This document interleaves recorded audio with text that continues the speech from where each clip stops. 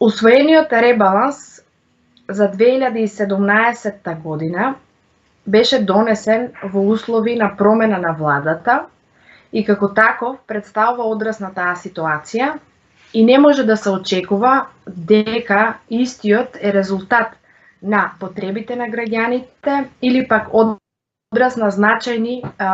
промени во политиките. Во ребалансот за 2017 година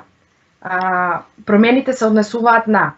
реалокација на плати помеѓу буџетски корисници, дополнителни средства за ПИОМ и за Фондот на здравствено осигурување,